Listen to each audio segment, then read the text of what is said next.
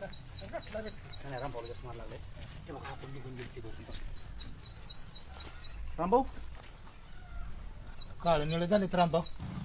रामभाऊ रामभाऊ जास्त लागले जरा ही हळू निघा. नाही पण इतकी मारामारी सोपं नाही ना. अहो खा राव, आम्ही जीवाभावाचे मित्र आहे तुमचं. आपण खा पाण्याबरोबर खा विरोधक नाही नाही घ्या रामभाऊ.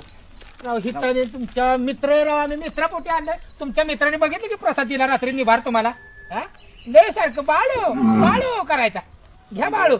तुम्ही इतकं गद्दार असताल की तुम्ही अधिरोकित केलं आजारिकित केलं. राव अरे पळून गेला शिफ्ट काढून.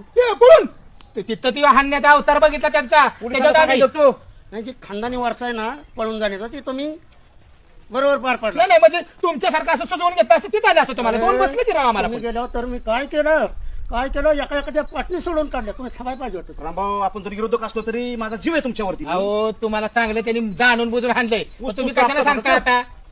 हो का तुम्ही मला सहानुभूती द्यायला आला का मला पेटवायला आलाय? पेटवायचा प्रश्न नाही. तुम्हाला सांगतोय तुमच्या डोळ्यावली झापड काढायची विचार आहे आमचा. की तुम्ही जे म्हणता का नाही बाळू, तरी बाळूने तुम्हाला रेटलेलं आहे. राहिले का कोण तुमच्या जीवाभावाचं? राहिले का आमच्याशिवाय कोण? हा रामभाऊ स्वतः आहे, त्याला जग मोकळं आहे. माझे गुरढोर आहेत, माझा गणा आहे, मला कुठल्या कुत्र्याची गरज नाही. तुम्ही पण या. म्हणजे आम्ही चांगलं सांगायला आलो तरी आम्ही ही का? मी तुम्हाला कुत्रे म्हणलो नाही. तुम्ही सरपंच आणि मेंबर आहे. तुम्ही जावा.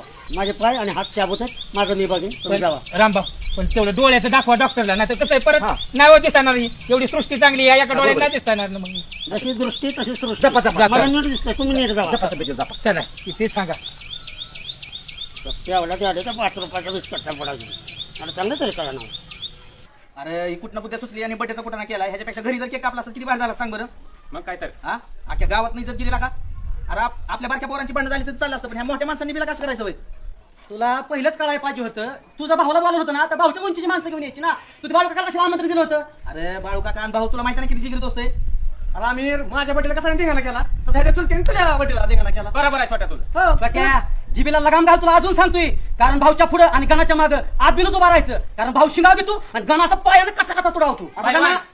बघितलंय रात्री दोघांना बी जाम तोडावलंय. कुणी? डोळ्यांना डोळा सुजला होता भाऊचा सकाळी बघितला तर. भाऊला सुधावणारा जन्माला यायचा आहे. भाऊचा गुरु कोण आहे माहितीये का? Bruce Lee kung fu karate disco banjo सगळं भाऊला माहिती.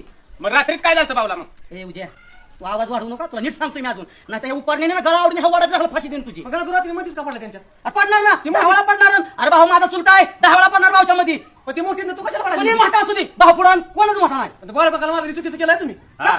अरे बाळू काकाला मारलं, बाळू काकाला कुणी मारतो? अरे पण एवढ्या मोठ्या प्रतिष्ठित माणसाला रामभाऊला मारलं. त्या तिला तो पण होत देत बांधणार त्या. असणार ना, जिथं भाऊ तिथं मी असणार ना. मग आम्ही यायला नव्हतं माहिती. आम्ही आलो होतो. तू येणार होय आमच्या अंगावर. तुमच्या गाव नाही पण तिथं आलो होतो ना. अरे तुम्ही इथं कशा घेऊन येतो. हाय वेळ लक्षात तुझ्या. आपण इकत आणू बाळा इकत. काय आलं रात्री लय मोठी पार्टी त्या वाढदिवसाची आणि एकमेकांचं एवढं प्रेम. एवढा केक आलो होती चारून चारून चारून नरड्याला आला. शेवटी काय पायाने केक चारत होती म्हणून ही अशा अवस्था. जा तो अभ्यासाचं बघ. आणू केक बाळा. आबरू राहिली नाही. नाक पडलं म्हणजे नाक गेलं की.